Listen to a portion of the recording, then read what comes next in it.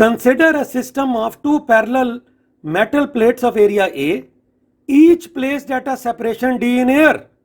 Derive the expression for the capacitance of this parallel plate capacitor. Part B.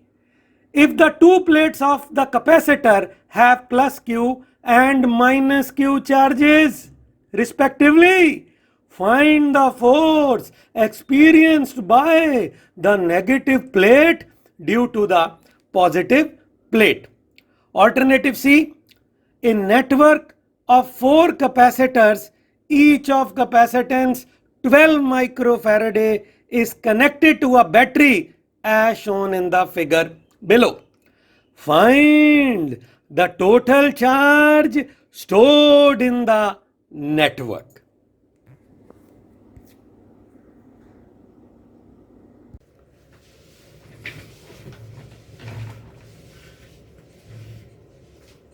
आइए 2020 का set 1 compartment के paper में आया हुआ 5 मार्क्स का क्वेश्चन हम सॉल्व करते हैं। अब पार्ट ए इस क्वेश्चन का क्या है? पार्ट ए में इन्होंने पैरेलल प्लेट कैपेसिटर की डेरिवेशन करवाई है, जिनका प्लेट एरिया 2 प्लेट्स हैं, जिनका प्लेट एरिया ए है और दोनों प्लेट्स के बीच की सेपरेशन डी है। तो आप इस प्रकार की 2 प्लेट्स बना लेंगे, ठीक है। और आप जानते हैं इस पे charge per unit area sigma होगा, इस पे charge per unit area minus sigma होगा। डेरिवेशन के लिए दोनों प्लेट्स के पोटेंशियल डिफरेंस को निकालना होगा। हम मान लेते हैं अंदर इलेक्ट्रिक फील्ड E0 है, E0 है। Let E0 be the electric field intensity, electric field intensity inside capacitor plates. आपने मान लिया, ठीक है, कि कैपेसिटर के अंदर इलेक्ट्रिक फील्ड इंटेंसिटी E0 है और इस E0 की वैल्यू होगी, this E0 is equal to sigma by 2 epsilon naught plus sigma by 2 epsilon naught.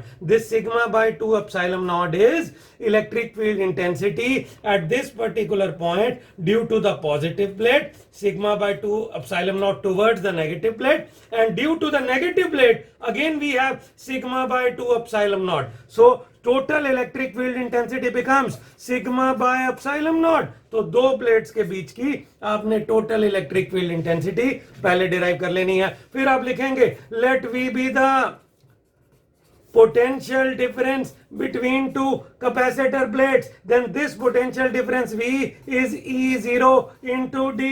This potential difference V E0 sigma by epsilon 0 into D, but sigma is Q divided by area, where Q is the charge on the plates. इस positive plate पे charge plus Q है, इस negative plate पे charge आपका minus Q है। अब sigma की value डाल दें, Q is equal to CV की आपको शक्ल बनानी है और आंसर आ गया हमारे पास। अब आया V is equal to sigma by epsilon 0 into D. हमारे पास आ गया V is equal to sigma Q divided by area epsilon D, ठीक है। क्रॉस मल्टीप्लाई करें Q D by epsilon A, पहले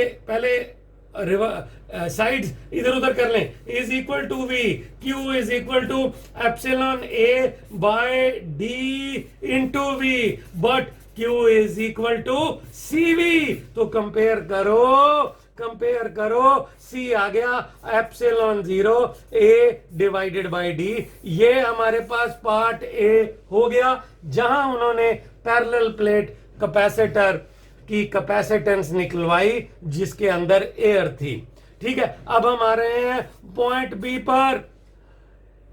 उन्होंने पॉइंट बी में कहा if the 2 plates of capacitor have plus Q and minus Q charges, इस पे plus Q है और इस प्लेट पे माइनस क्यू है, स्मॉल क्यू दे रहे हैं। Find the force experienced by negative plate due to the positive plate.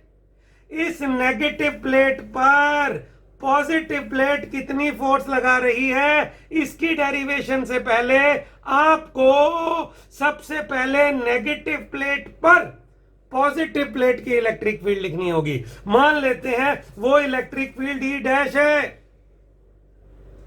ये जो इलेक्ट्रिक फील्ड है ये सिग्मा बाय 2 एप्सिलॉन 0 है।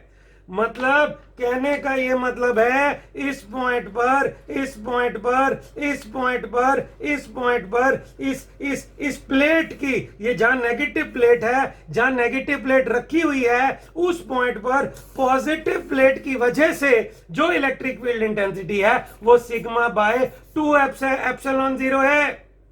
ठीक है, वैसे इलेक्ट्रिक फील्ड लाइंस पॉजिटिव से नेगेटिव की वजह से हैं, वैसे अंदर यहां पे net electric field intensity sigma by epsilon not है। जो आपने कैपेसिटर की डेरिवेशन की, net electric field intensity sigma by epsilon 0 है। लेकिन अगर आप नेगेटिव प्लेट पर पॉजिटिव प्लेट की वजह से फोर्स ढूंढना चाहते हैं तो आपको नेगेटिव प्लेट पर पॉजिटिव प्लेट की वजह से इलेक्ट्रिक फील्ड इंटेंसिटी लिखनी होगी and that is equal to sigma by 2 epsilon 0।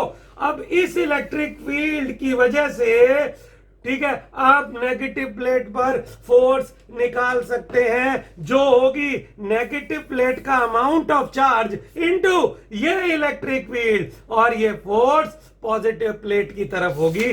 Positive plate ने नेगेटिव प्लेट को अट्रैक्ट करना है। आप देखें, ये रही हमारे पास आपकी पॉजिटिव प्लेट, ये रही नेगेटिव प्लेट। पूरी नेगेटिव प्लेट पे ये रही फोर्स, चार्ज है -q, ठीक है, इस पे चार्ज है +q। ये जो फोर्स होगी ये होगी amount of charge on the negative plate q into E dash. E dash अभी आप निकाल चुके हैं, ये फोर्स हमारे पास आ गई q into E dash sigma by 2 epsilon 0। ये फोर्स हमारे पास आ गई q into sigma by 2 epsilon 0। मैंने ये स्टेप रिपीट कर दिया, सिग्मा उन्होंने नहीं दिया, सिग्मा उन्होंने तो चार्ज क्यों दिया, सिग्मा आपको हटाना पड़ेगा।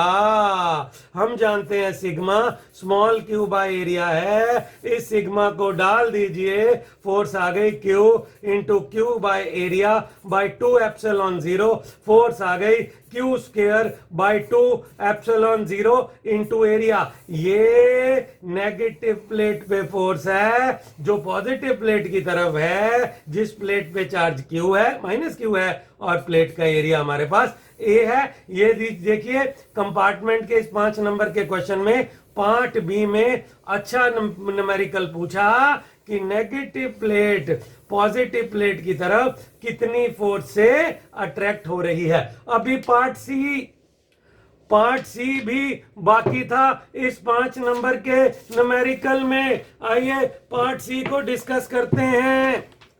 पार्ट सी क्या है, पार्ट सी के अंदर हमें इस प्रकार की डायग्राम दी गई है। ये लीजिए, ये कैपेसिटर नेटवर्क का सवाल है और ये डायग्राम एग्जामिनर ने हमें दी है C1, C2, C3, C4 और इधर 100 वोल्ट का सेल लगा हुआ है, 100 वोल्ट का सेल लगाया हुआ है और पूछा जा रहा है और कह रहे हैं कि सारे कैपेसिटर 12 माइक्रोफैराड के हैं। ये भी 12 माइक्रोफैराड है, C3 भी 12 माइक्रोफैराड है, C4 भी 12 माइक्रोफैराड है, C1 भी 12 माइक्रोफैराड है। ठीक है, total charge stored in the network हमसे पूछ रहे हैं। तो आप एक काम कीजिए, बैटरी के टर्मिनल्स को ए और बी मान लीजिए और ए और बी के अक्रॉस, ये भी ए है और ये भी बी है, पहले इफेक्टिव कैपेसिटेंस निकाल लीजिए और उस पे जितना चार्ज है, उस पे जितना चार्ज है वो सारा नेटवर्क पे चार्ज है। अब ये 3 कैपेसिटर सीरीज में है तो इनका इक्विवेलेंट पहले बना लेते हैं, जिसे हम C5 रख देते हैं। मतलब अगर इन तीनों को मैं हटाता हूं, उनकी जगह एक C5 कैपेसिटर लगा देता हूं। इधर मेरे पास ऑलरेडी C1 कैपेसिटेंस लगी हुई है, और ये लीजिए, ये हमारे पास 100 वोल्ट का सेल है ए बी टर्मिनल के अक्रॉस। अब C5 कैसे निकलेगा? 1 divided by C5 is 1 by C2 plus 1 by C3 plus 1 by C4, क्योंकि ये तीनों कैपेसिटर्स सीरीज में है। तो 1 by C5 is 1 by 12 plus 1 by 12 plus 1 by 12। हमारे पास ये आ गया 1 बाय C5 3 बाय 12। अगले पेज पे देखें, 1 बाय C5 निकल के आ गया, 3 बाय 12 C5 निकल के आ गया, हमारे पास 4 माइक्रोफैरड। अब C5 ये 4 माइक्रोफैरड है, जो C5 है उसके साथ C1 पैरेलल में है जो 12 माइक्रोफैरड है, और इधर हमारे पास 100 वोल्ट की सप्लाई है। अब ये दोनों हमारे आपके पैरेलल में है, जिस कैपेसिटेंस को हम C6 मान लेते हैं या टोटल C इक्विवेलेंट मान लेते हैं कि सारे नेटवर्क का जो हमारा बैटरी के अक्रॉस इफेक्टिव कैपेसिटेंस या इक्विवेलेंट कैपेसिटेंस कितनी आ गई? C इक्विवेलेंट इन दोनों का सम है, वो हो गया C5 plus C1। C equivalent आ गया 4 माइक्रोफैरेडे प्लस 12 माइक्रोफैरेडे। C इक्विवेलेंट आ गया 16 माइक्रोफैरेडे। ये लीजिए 16। अब C इक्विवेलेंट पे चार्ज कितना है वो हम निकाल लेंगे। इस C इक्विवेलेंट के अक्रॉस का पोटेंशियल डिफरेंस 100 वोल्ट है। अब Q is C equivalent into V का फार्मूला लगा दीजिए।